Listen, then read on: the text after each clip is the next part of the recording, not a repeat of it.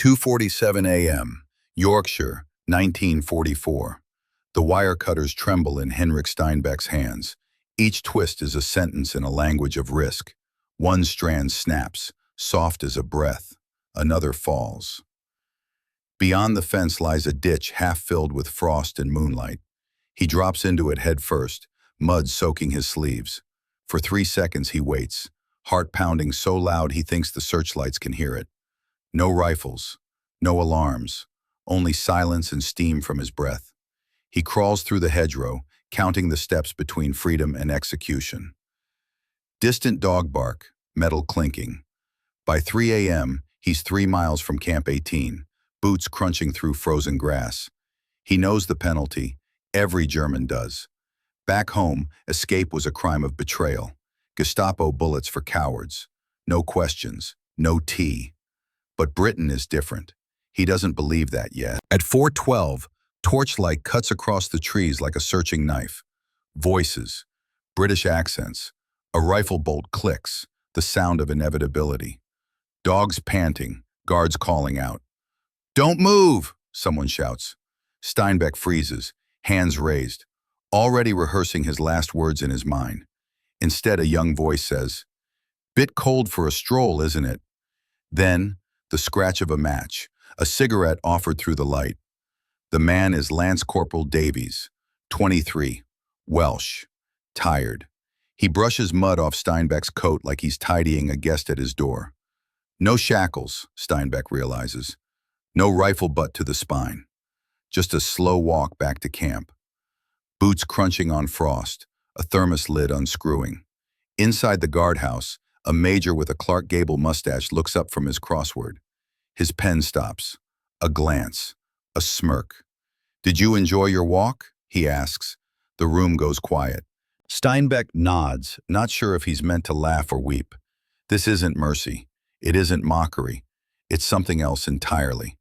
A deliberate act of civilization in the middle of war. Between 1939 and 1945, over 400,000 Axis prisoners passed through British and Canadian camps. Thousands tried to escape. Almost all were caught within 3 days. Not shot, not tortured, just locked away for 2 weeks with tea and a lecture. In a world that burned cities and gassed millions, this was madness. And yet, perhaps, the only sanity left. They called it weaponized civility. Britain's strangest weapon of the war wasn't a bomb, or a tank, or a code.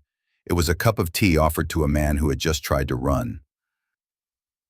Next, we go back to the beginning, to the rules that made this possible, and the treaty that turned compassion into law. File đã xuất lại từ phiên bản hoàn chỉnh, Part 2, The Rules of Civilized War. Before the war turned cities to ashes, a different battle was fought in a quiet conference room beside Lake Geneva. 47 nations sat around a long table in 1929 to debate the impossible, how to make war behave.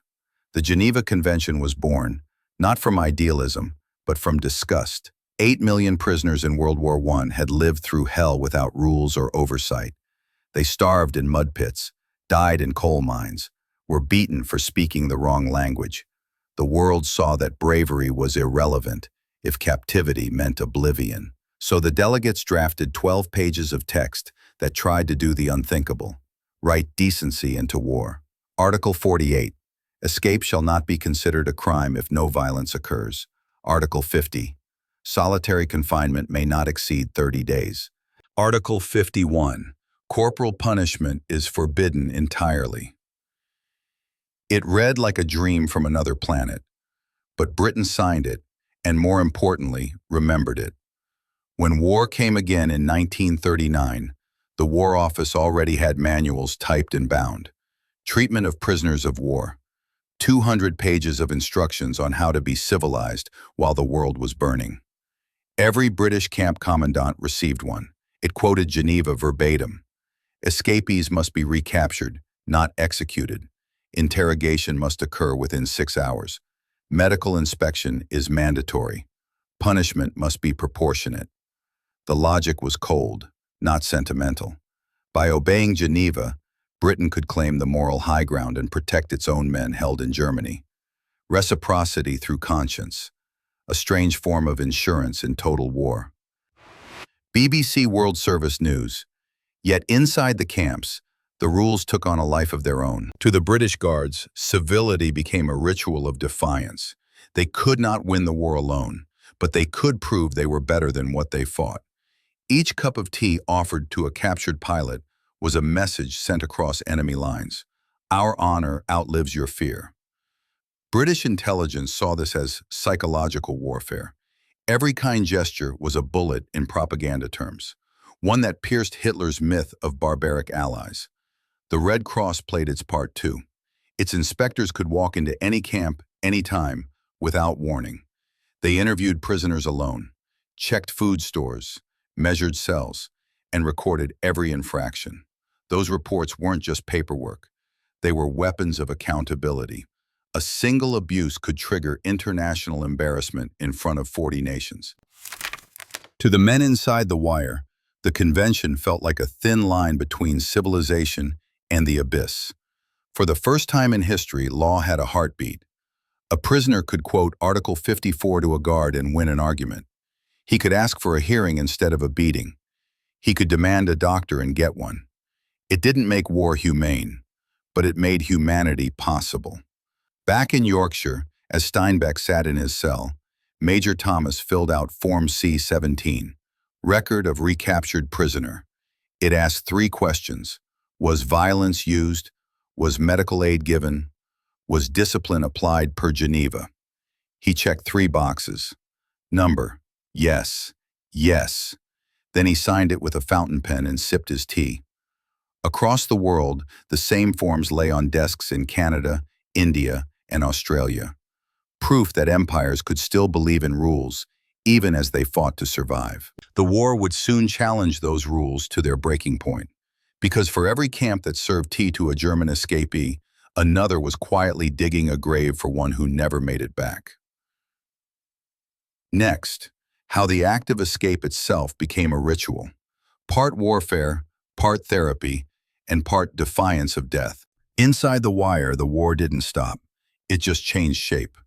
For the men behind barbed fences, escape wasn't madness, it was duty. British regulations were explicit.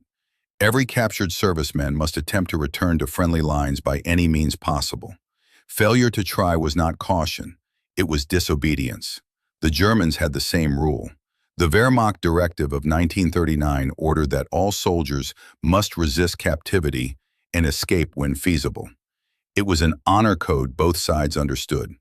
Wehrmachtsstalag Luft 3, home to over 10,000 Allied airmen, this code became an obsession. Tunnels, disguises, forged documents, all organized like a military corporation. They called it X-organization. Departments for tunneling, forgery, tailoring, intelligence, and security. Every man had a role. Every detail mattered. Roger Bushell, a South African RAF officer, ran it like a CEO of chaos. He named the tunnels Tom, Dick, and Harry, and ordered all 3 dug simultaneously to divide suspicion. Each tunnel required 4,000 bedboards, 90 double bunk frames, and 10,000 tins of powdered milk repurposed as air ducts. Forgers created hundreds of fake passports, railway tickets, and identity cards, all printed by hand under a theater stage. To the outside world, this looked like boredom. Inside, it was engineering genius. They built a working air pump, an underground railway of carts on greased tracks, even an internal electric light system. When the tunnel finally opened on March 24, 1944, 76 men slipped into the night. The 77th was caught. By dawn, the Gestapo knew. 73 were recaptured. 50 were executed under Hitler's direct order. The massacre horrified the world, but it didn't kill the spirit of escape. If anything, it made it sacred. Across the Channel, German prisoners in British camps learned the same art. At Island Farm Camp 198 in Wales, officers dug a tunnel 70 feet long, with spoons, knives, and bed slats for timber. They stole fat from kitchens to make lamps and carried soil in their trousers, sprinkling it across parade grounds to hide the evidence. 67 Germans escaped on March 10, 1945. Every one of them was recaptured within a week. But for the Home Guard, the panic was very real. 30,000 troops mobilized to search. The British commandant's reaction? Not rage, curiosity. He called it a fine piece of German engineering and ordered a report written on tunnel ventilation efficiency. That was the paradox. Inside camps governed by Geneva, escape wasn't criminal. It was sport. A contest of wits, where both sides admired the other's craft. Psychiatrist Dr. Henry Dix, assigned to British intelligence in 1944, saw a deeper meaning. He studied recaptured escapees and discovered a pattern. Those who tried to escape were healthier. They were calmer, more disciplined, less suicidal, planning tunnels, forging passes. These gave purpose to captivity. Escape wasn't only defiance, it was therapy, an antidote to despair. Heinrich Steinbeck understood this instinctively. When he cut the wire at Camp 18, he wasn't fleeing punishment. He was obeying identity. To run was to remain a soldier. To stop running was to become a prisoner. And the British, strangely enough, understood that too. That's why when they caught him, they didn't shoot. They asked about his walk. Next, the architecture of imprisonment, how camps were designed like machines of control, and how both sides turned surveillance into a game. Every prison camp is a machine, not for punishment, but for control. And control begins with visibility. The Germans learned this lesson early. Their engineers designed Stalag Luft 3 like a chessboard. Every barrack stood on brick pillars 18 inches high, so guards could crawl underneath to check for tunnels. Microphones were buried along the fence line, sensitive enough to detect vibrations from underground digging. Floodlights crisscrossed every corner, leaving no shadows even at midnight. At Colditz Castle, a fortress on a cliff above the Mulde River, the architecture itself became part of the game. 400 feet of vertical rock made escape nearly impossible. The Germans called it Auflag 4C, a special camp for incorrigible escapees. If you arrived in Colditz, it meant you had already tried and failed, at least once. It was a prison for professional troublemakers. The commandant, Oberst Egon Gleim, treated escape not as rebellion, but as a laboratory experiment. He measured every tunnel, weighed every delivery, and even recorded how much ash came from the camp furnaces to see if prisoners were burning stolen wood. Each side turned captivity into a duel of intellect. Prisoners created false walls, secret workshops hidden behind bookcases, and ventilation ducts that led to entire rooms carved from attics. In one case, a British officer built a working radio transmitter from toothbrush handles, copper wire, and a stolen phonograph motor. He tuned into the BBC every night, writing coded news bulletins that spread through the barracks by whispers.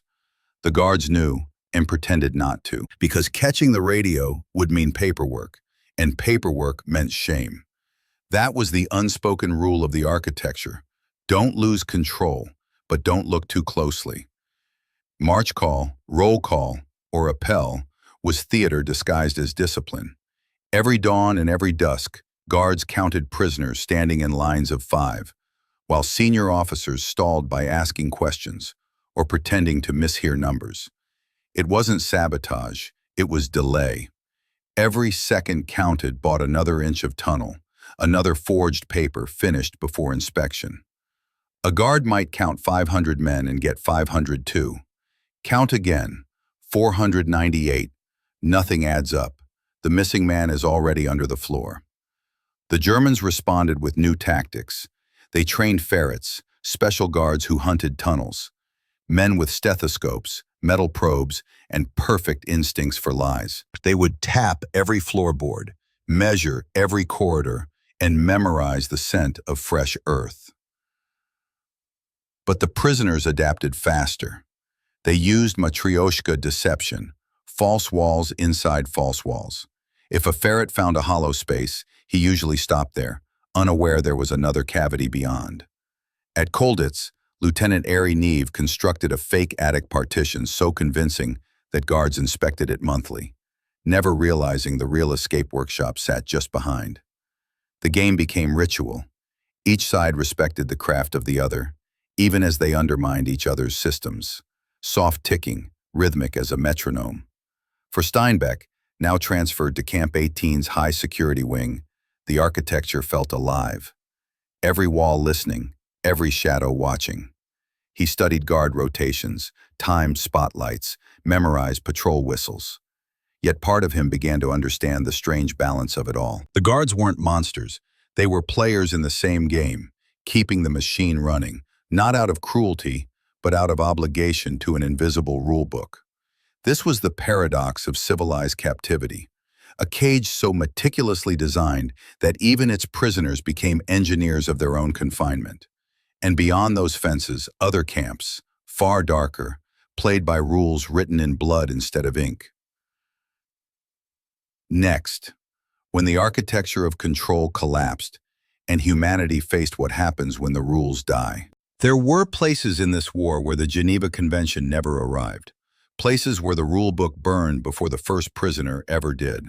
At Stalag 326 in northwestern Germany, the gates opened to swallow 300,000 Soviet soldiers between 1941 and 1945. 200,000 never came out. They didn't die in battle. They starved in open fields fenced with wire and despair. Rations cut to 200 calories a day. No medicine, no shelter, no name. When the ground froze, they dug graves with spoons. When winter came, the guards stopped counting. The camp didn't need records. It needed silence. The escape was suicide. Guards had orders to shoot without warning. Those recaptured were displayed in cages for days until they collapsed. The lesson spread faster than disease. Hope is fatal. On the Eastern Front, war became a machine that ate laws. Hitler's Commissar order declared Soviet officers unworthy of life. Execution was not punishment, it was policy. Stalin answered with Order 270, branding all captured Soviet soldiers as traitors. If you surrendered, you were dead already, either by German bullets or Soviet revenge. To run meant death. To return home meant the Gulag. So men learned not to run at all. Harsh wind, snow crunching under boots. Further east, on an island called Honshu, a different war against mercy was being fought. At Camp Cowra in Australia, 1,104 Japanese prisoners decided escape was dishonor, but death was purity. On August 5, 1944, they attacked the guards with sharpened bamboo, baseball bats, and bare hands. They didn't run, they charged. 234 were killed, 334 recaptured within a week. They expected execution. Instead, they were treated for wounds, fed, and returned to their barracks. Japanese survivors wept, not from pain, but from confusion. Mercy was a language they had never been taught. Elsewhere, mercy had become extinct. At Flossenburg, Mauthausen, Auschwitz, and Treblinka, the idea of a prisoner of war ceased to exist. Men were no longer soldiers, just raw material for ash. In these camps, escape wasn't defiance, it was fantasy. Fences were electrified, guards drunk on ideology, and even if you made it past the wire, the world outside would kill you just the same. This was the war without witnesses, a war where no one asked, "Did you enjoy your walk?" Because there were no walks, only marches. Marches into forests, marches to pits, marches to chimneys. The collapse of rules didn't happen in an instant. It happened every time a guard looked away and saw not a man, but a thing. Every time a prisoner's number replaced his name. And yet, even here, fragments of humanity survived. A loaf of bread passed through a fence, a whispered prayer before execution, a doctor who falsified medical logs to save one more life. These were the invisible rebellions, the quiet echoes of Geneva in places that had never heard of it. The church bell, while the East sank into darkness, the West clung to its rules like a raft. British and American camps became moral fortresses, their civility more powerful than propaganda. Every Red Cross report, every medical form, every cup of tea handed to a prisoner, was ammunition in a war for the soul of civilization. Because when mercy becomes optional, cruelty becomes normal. And once cruelty is normal, there is no civilization left to defend. Next, when the guns finally stopped, how one German prisoner carried home the question that haunted him for the rest of his life. Why didn't they kill me? The war ended not with a bang, but with silence. A silence that stretched from Berlin's ruins to the quiet fields of Yorkshire, where men behind wire watched the world rebuild without them. For Heinrich Steinbeck, the end of war came 3 years late. June 23, 1948. His release order stamped, his suitcase light, his heart heavier than ever. The same British officer who once asked, "Did you enjoy your walk?" now handed him a letter. Stamped, signed, sealed. Certificate of Good Conduct, Camp 18, Yorkshire. Issued to Lieutenant Heinrich Steinbeck, Wehrmacht, Germany. It stated he had obeyed camp rules, shown discipline, and treated guards with respect. A single sheet of paper. But to a defeated German soldier, it was a passport back into humanity. The train that carried him home passed through a country still smelling of coal and rain and rationed bread. At every station, British civilians stood watching. Some nodded, some turned away. No one spat, no one cursed. Even in victory, they chose restraint. When the train crossed into the ruins of Hamburg, Steinbeck understood what mercy had spared him from. Half the city gone, children playing in craters, a blackened church spire pointing at nothing. His old home was rubble, his parents dead, his brother missing since Stalingrad. Yet somehow, amid the wreckage, he found work as a translator for the British occupation forces. Not because he asked, because the letter from Major Thomas said, "This man may be trusted." For 4 years, Steinbeck translated between two nations that had spent 6 trying to destroy each other. He watched British officers rebuild schools, not fortresses, hospitals, not prisons, and in every cup of tea shared across a table, he saw the same strange civility that had once saved his life. He kept the letter in a drawer, folded between ration cards and faded photographs. He never married. He never spoke of the escape again. But in the margins of an old notebook, he wrote one line in careful English. "They could have shot me. Their rules said they didn't have to." That choice, that refusal to surrender humanity in a time built for monsters, became the blueprint for a new world. When the Geneva Convention of 1949 was signed, it carried the fingerprints of every guard who offered a cigarette instead of a bullet, and every prisoner who answered cruelty with dignity. Article 93, no reprisals for escape. Article 92, punishment must mirror the captor's own laws. Article 118, prisoners must be repatriated without delay after the cessation of hostilities. The document was dry, bureaucratic, legal, but behind every paragraph was a story like Steinbeck's. A story about a man who walked through frost and fear and discovered that civilization was not destroyed by bombs, only by choices. Selectly, in 1989, months before the Berlin Wall fell, Heinrich Steinbeck died in a small flat overlooking the Elbe River. His son found the letter from Major Thomas still in the drawer, next to a single line written in German and English. Humanity is not the absence of war. It is how you choose to fight it. The ink had faded, but the meaning had not. Every rule that survived, every law, every treaty, was born from men who refused to become what they fought. And in the end, that was the true victory. Not the battles won, but the mercy kept.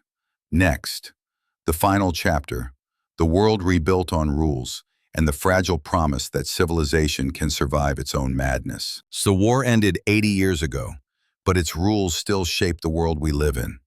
Every modern battlefield, from Iraq to Ukraine, carries echoes of the same question asked in 1945.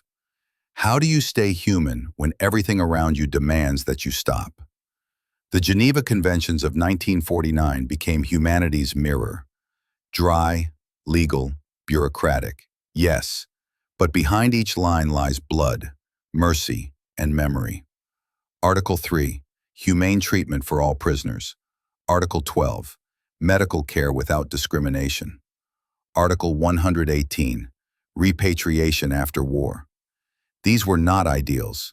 They were survival instincts, rules carved from the ashes of what happens when rules vanish. After World War II, the Allies could have chosen revenge. Instead, they chose law. The Nuremberg trials proved that justice could exist without mass retribution, that civilization could defend itself without becoming the monster it fought. It was a fragile miracle, that mercy had outlived the war that tried to kill it. But history didn't end there. In Korea, Vietnam, Afghanistan, each generation tested those same principles again. Sometimes they held, sometimes they didn't. And yet, the very fact we still debate them, still hold ourselves accountable, proves that the idea of Geneva lives on. Heinrich Steinbeck's letter now rests in a museum archive in Hamburg. Visitors walk past it without realizing what it represents. A single man's survival, made possible not by strength, but by a decision of conscience made in a guardhouse half a century ago. One officer's choice not to pull the trigger. One cup of tea offered instead of a blow. One question asked in dry British humor. Did you enjoy your walk? It sounds absurd, but in that absurdity lies everything that keeps us civilized. Because war reveals what nations believe about themselves. Totalitarian regimes treat enemies as objects. Democracies, if they mean anything at all, must treat them as people. That is the difference between empire and civilization, between conquest and humanity. The world that emerged after 1949 isn't perfect, but it remembers. Every international treaty, every UN resolution, every humanitarian convoy that reaches the wounded is a faint echo of that night in Yorkshire when a German soldier expected death and instead received kindness. We like to think history moves forward, but it doesn't. It circles, testing us again and again. The fences change, the uniforms change, but the choice remains the same. To hate or to hold back, to punish or to forgive, to pull the trigger or to ask, did you enjoy your walk? Because the true victory of World War II was not the fall of Berlin or the surrender in Tokyo Bay, but the survival of something far rarer, the idea that mercy can win a war. This was the walk that should have ended in bullets, the true story of how one prisoner, one question, and one nation's restraint helped humanity remember itself. Because civilization isn't built by treaties or armies, it's built by choices, one man at a time.